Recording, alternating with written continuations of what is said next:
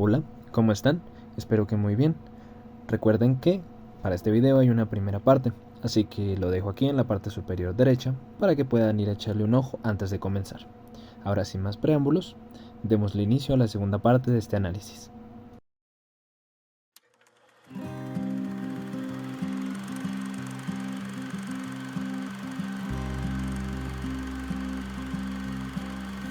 Buenas, me llamo Isis de Contreras, mejor conocida como Konamizu en YouTube, en internet en general. Yo siento que las personas buenas son aquellas que hacen cosas por los demás que quisieran que ellos hicieran por ellos mismos. Y las personas malas hacen cosas que a ellos mismos no les gustaría que les hicieran y aún así lo hacen. Un nuevo problema se asoma en la vida de Arthur.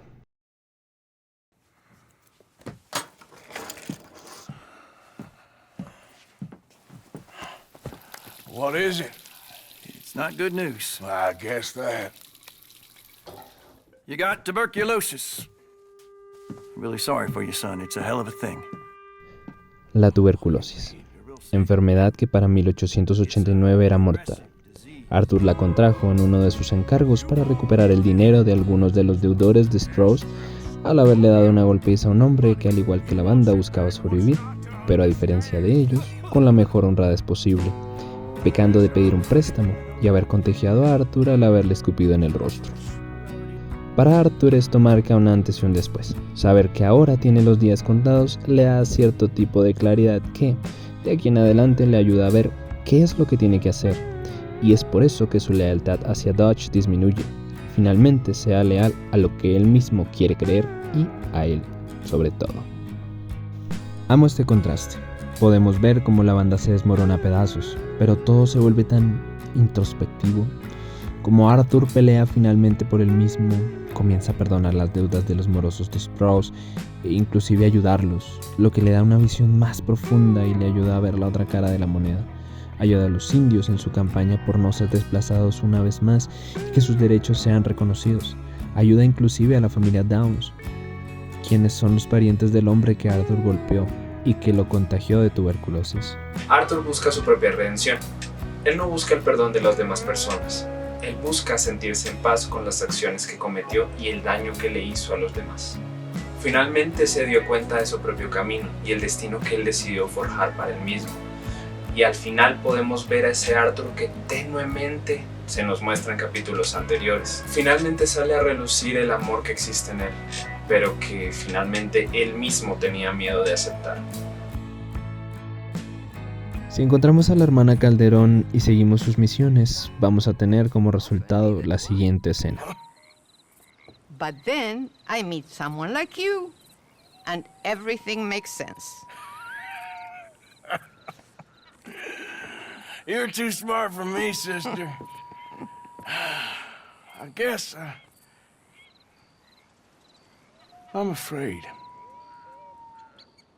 There is nothing to be afraid of, Mr. Morgan. Take a gamble that love exists and do a loving act. All aboard? I shall try. I know you will. Cuando vi esto por primera vez, los ojos se me aguaron un montón. Pero es que Red Dead Redemption 2 fue un punto de inflexión en mi vida. Y sé que puede sonar ridículo que un videojuego le haya dado horizonte a alguien, pero sé que no fui el único y puedo confirmarlo con aquellos que estén viendo esto. Ver como una persona que se queda sin nada, que su mundo se desmorona, intenta dar lo mejor de sí, a pesar de que pues, todo se le vino encima, de que pudo haber tomado la decisión de no hacer nada, de seguir delinquiendo,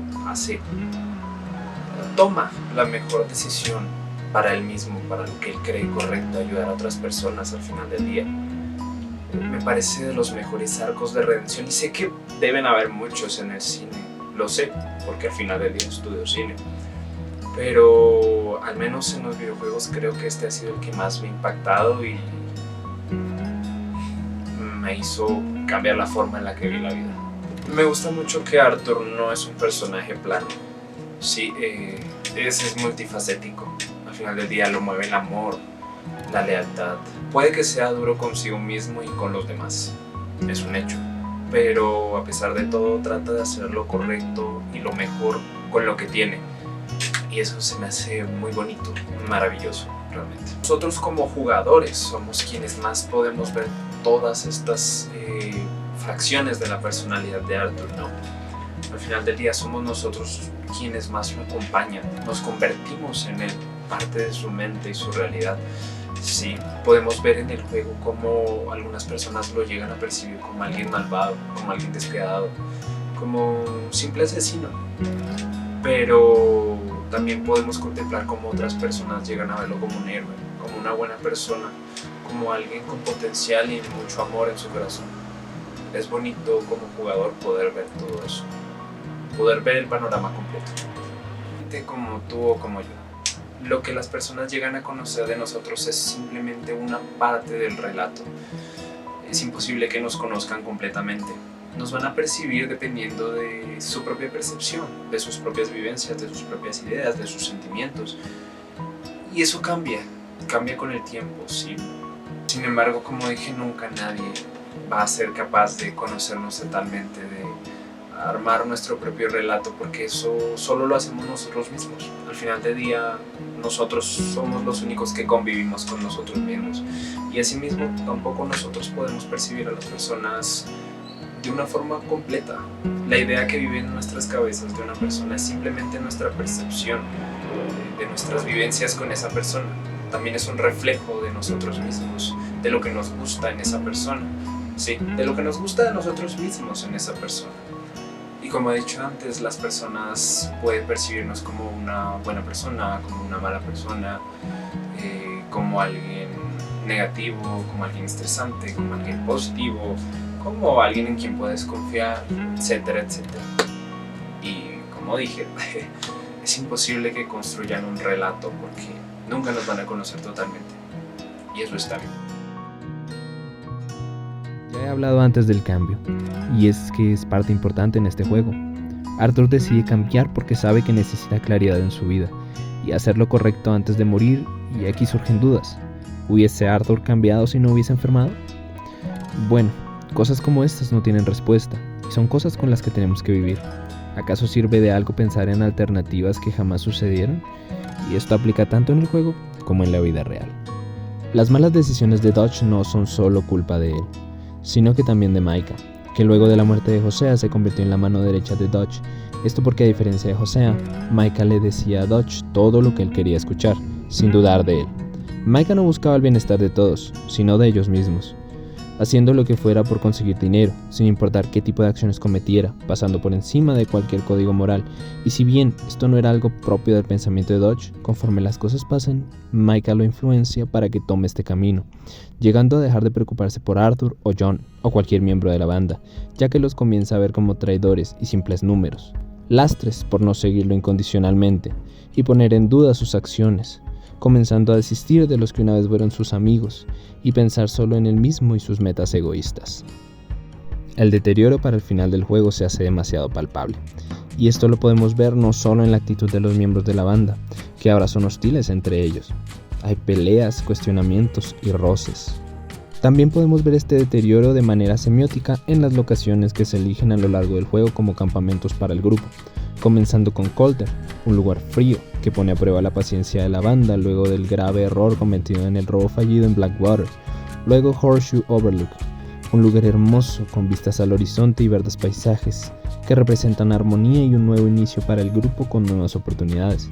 Después tenemos Clemens Point, un lugar a nivel del río que representa calma, una que se vería eclipsada por las malas decisiones de Dutch, la cual nos llevaría a Shady Belle, una mansión pequeña que le arrebatamos a otra banda a tiros, abandonando esa tranquilidad, dando una sensación de persecución y tragedia debido a los peligros que existen alrededor como animales o ladrones. Warma es la consecuencia de otro robo fallido.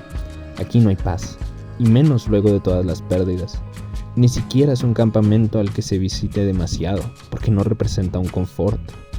El campamento en la calle, en un pantano oculto, lodoso y rodeado de peligros a los que nos enfrentamos directamente, consumidos por él. Todo acentúa más ese ambiente tenue y pesado en el que se encuentra la banda. Y finalmente Beaver Hollow. El paisaje en este es gris y los rayos de luz difícilmente tocan el suelo del campamento. Nuevamente le arrebatamos el lugar a otro grupo peligroso y ahora, ocultos en una cueva que representa la oscuridad en la que se encuentra sumida la banda, oculta de todo lo bueno que una vez gozaron, sin ningún tipo de compañerismo y roces entre todos, denota el final de lo que una vez pudimos ver como una familia.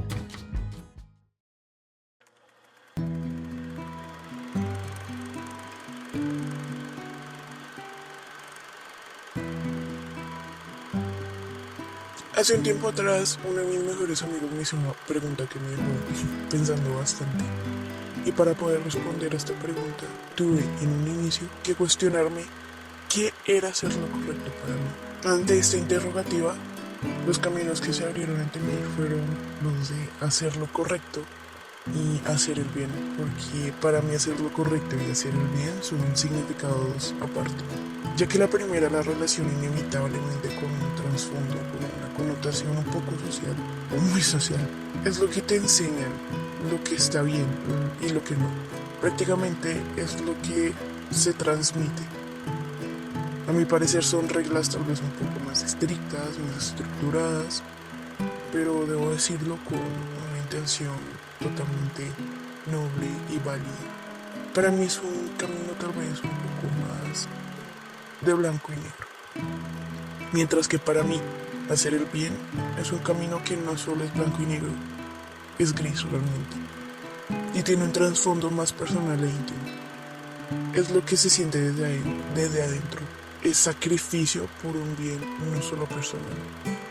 Esto se deja un poco de lado para poder hacer el bien para alguien más. Arthur en sus últimos momentos decide que si bien él no puede conseguir un futuro para él mismo, ve en otros y en John la oportunidad de un nuevo comienzo, uno lejos de las malas decisiones de la banda y de la delincuencia, por lo que, a pesar de los roces del pasado, John y Arthur reforjan su lazo, volviéndose más cercanos el uno al otro, compartiendo sus pensamientos y entendiendo que a pesar de que Dodge una vez fue como un padre, eso ahora solo era un recuerdo, pues esa versión de Dodge ya no existe. Cuando Arthur se dirige para enfrentar a Dodge, finalmente acabar con todo y siendo totalmente leal al mismo, tienen una última cabalgata en la que podemos escuchar sus pensamientos, sus buenas acciones y cómo a pesar de no sentirse una buena persona del todo, las otras personas le remarcan las cosas que él hizo por ellas, otorgándose a sí mismo el perdón. Perdonarse a uno mismo es complejo. Arthur Morgan muchas veces niega ser una buena persona y él sabe bien por qué.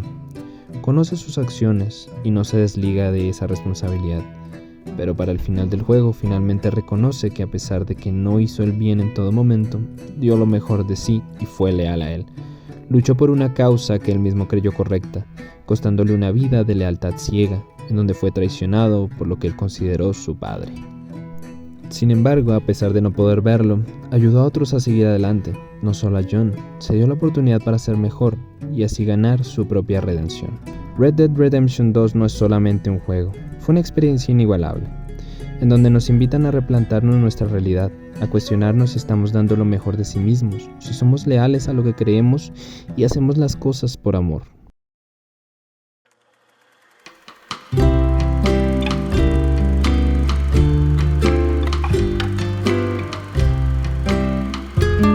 Bueno, pues primero para responder las dos preguntas, primero creo que es necesario definir lo que es la redención. Y pues dejando de un lado lo teológico, para mí la redención es como una especie de renacer, una metamorfosis. Es un cambio, una transformación positiva, un proceso en el cual una persona logra superar traumas, miedos, culpas y errores. Y también creo que la redención debe implicar el perdón, tanto como hacia uno mismo como hacia los demás. Y esa redención también tiene que estar respaldada por la reflexión y las acciones diarias. ¿Existe la redención? Sí, yo creo que puede existir.